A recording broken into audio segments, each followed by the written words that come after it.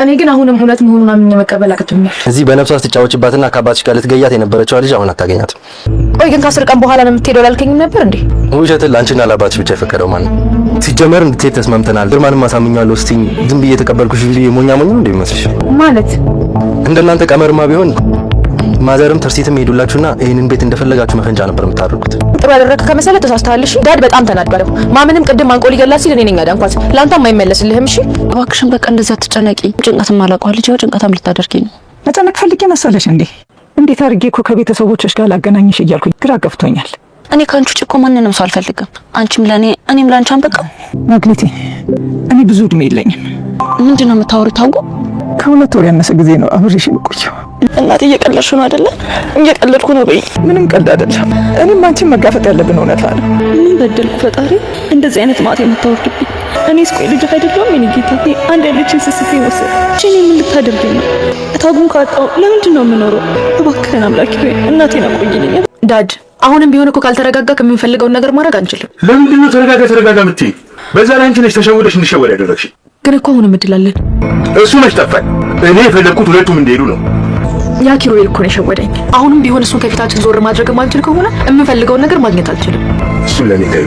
ከዚህ ቤት ጉዳይ መጀመሪያ መጨረስ ያለብኝ የኪሩቤልን ጉዳይ ነው። በባለፈው ክፍል ላይ ትርሲት እነሱ ሳያውቁ መውጣቷ በጣም አበሳጭቷቸው ነበር። አቶ ግርማና ላምሮት እንደ እብድ ነበር ያደረጋቸውና አቶ ግርማ እንዲያውም ራሱን መቆጣጠር አቅቶት ወይዘሮ ዝናሽን አንገቷን አንቆ እገድላለሁ ብሎ ተገለገለ። እንግዲህ እንደምንም ላምሮት ገላገለቻት። ካሁን ድረስ ይሄ ነገር ታምር ነው የሆነባቸውና ላምሮት አሁን ኪሩቤልን እንደገና እንዳዲስ ተጠይቀዋለች። እውነት ግን ትርሲት ወጣለች ብላ ተጠይቀዋለች። አዎ ወጣለች ትርሲት ብሎ አረጋገጠላት። እንዴት እንደዚያ ይሆናል? ከ10 ቀን በኋላ አይደለም ትሄዳለች ብለኝ የነበረው? አዎ ምን ነውና ውሸት ለእናንተ ብቻ ነው እንዴ ተፈቀደ? አንዳንዴ እኛም እንደዚህ አይነት አጋጣሚ ሲገኝ እንዋሽ እንጂ ምን ነው የእናንተን ሴራ እኛም እናውቅ ሁሉ አይመስላችሁም አይደለ? አንቺ አባቴ ትርሲት ወጣ እንድትታከም ፈቅዷል ብለሽ ስትይ ምንም ከኋላ ያሰባችሁት ነገር እንደሌለ እንድናምን ነው የፈለግሽው?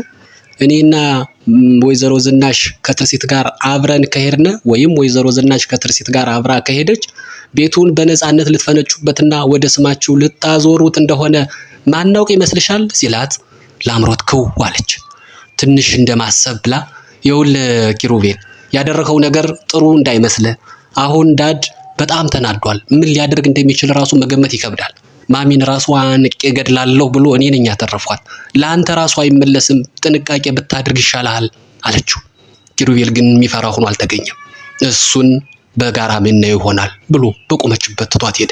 ወይዘሮ ታጉ በባለፈው ክፍል ልጇ መክሊት ብቻዋን እንዳትቀርባት በማሰብና በመፍራት ከወይዘሮ ዝናሽ ጋር ሄዳ ባልሽ ድሮ ከኔ ጋራ አብሮ ተኝቶ አንድ ልጅ ወልዷል፣ ስሟ መክሊት ነው እና ብቻዋን እንዳትቀር ያለ ዘር እንዳትቀር እናስተዋውቃቸው እባክሽን ብላ በተለምናት ወይዘሮ ዝናሽ አይደረግም፣ ይሄ ያንቺ ድራማ ነው እንጂ በኔ ባል ማንንም ሴት ቀና ብሎ አያይም ብላ አባራት ነበርና ወይዘሮ ታጉ እንግዲህ ለማረጋገጫ ዲኤንኤ ማስረጃ አለኝ ብትልም ወይዘሮ ዝናሽ ኖርማል ሌላም ችግር ስለነበራት እባክሽን ከዚህ ዞር በይ አለበለዚያ ይሄን ነገር ራሱ ግርማ ካወቀ ይገድልሻል፣ በህይወት እንድትኖሪ እንኳን አይፈቅድልሽም ብላ አባረረቻት። ወይዘሮ ታጉም እንግዲህ ምን ማድረግ እንዳለባት ግራ ገብቷት ቤት ውስጥ እየተከዘች ነው። በዚህን ጊዜ መክሊት ልጇ እናቴ ምን ሆነሽ ነው ብላ ስትጠይቃት ወይዘሮ ታጉም እንግዲህ ጭንቀቷን በውስጧ የምታብላላውን ነገር ነገረቻት።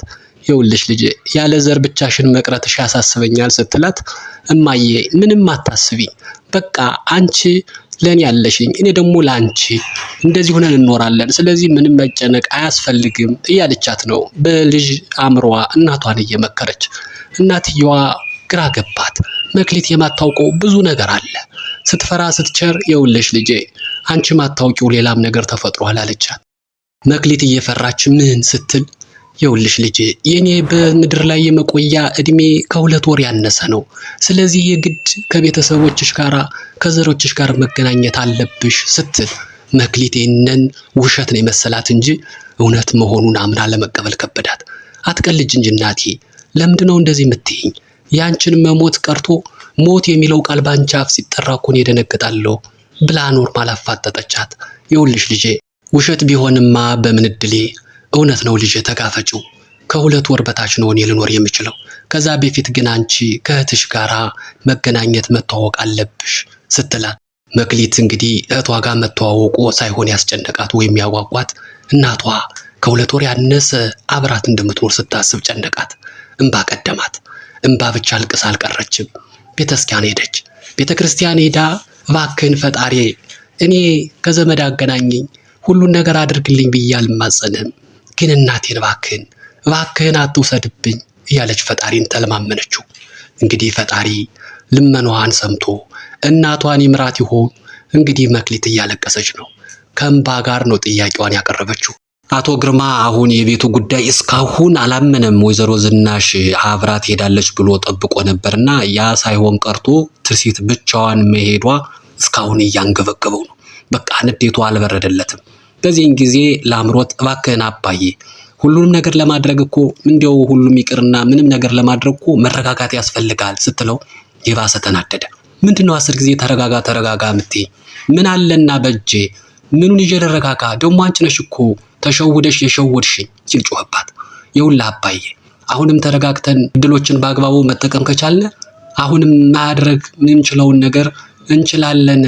አሁን ዶክመንቱና ማዘሯ ማሚ እዚህ አሉ፣ ቤቱም ደግሞ በማሚ ስም ነው ያለ። ስለዚህ አንተ ጫና ካደረክበት ቤቱን ማግኘት እንችላለን የሚል ሐሳብ፣ ሰይጣናዊ ሐሳብ አቀረበች። እሱ መች ጠፋኝ፣ መጀመሪያ ያሰቡትና ያቀድነው እንደሱ አልነበረም እያለ አሁን ሊያደርገው ካሰበው ይልቅ መጀመሪያ በተሸወደው ነገር አሁንም አቶ ግርማ እየተናደደ ነው።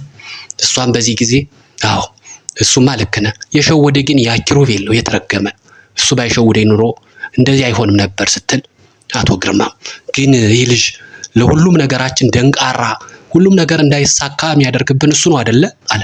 ላምሮት አረጋገጠችለት።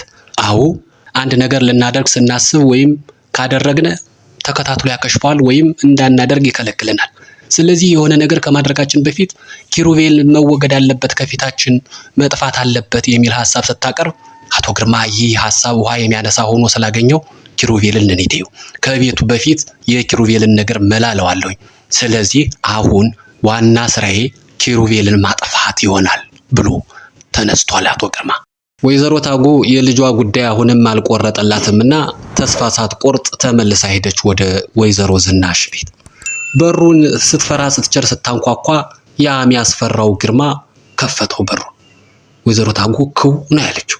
እሱም በዚያ በሚያስፈራ አስተያየቱ ማን ፈልገሽ ነው ሲላት፣ እሷም እንደምንም ድምፅ አውጥታ ዝናሽን ፈልጌ ነበር ስትለው ለምን ፈልግሻት የሚል ጥያቄ አስከተለ። አይ ለሷ ነበረ በቃ የፈለኳትኝ፣ ችግር የለውም እንደመጣሁ ብቻ ይንገሩልኝ አመሰግናለሁ ብላ ወጣች። እሱም በክፉ አስተያየቱ አተኩሮ አያትና እሺ ብሎ ገና በሩ ላይ ሳትሄድ ዘጋባት በሩ። ግን ይሄ ትዕይንት እየሆነ እያለ ኪሩቤል ከርቀት እያየ ነበረ። ማዘሯ ተመልሳ ወይዘሮ ታጉ ስትመለስ ተከታትሎ አገኛትና ቁጭ ብለው እያወሩ ናቸው። ይኸውልሽ እናቴ ካንቺ ብዙ አላቅም፣ ግን እስካሁን በድህነት ኖራችሁ አይደለ? አሁን እዚህ ቤተሰብ ካራቃችሁ ግን በህይወት መኖርም ላይፈቀድላችሁ ይችላል። ትርሲት ሌላ እህት እንዳላት ካወቀ አንቺንም እሷንም በአንድ ቀን ነው የሚገድላችሁ።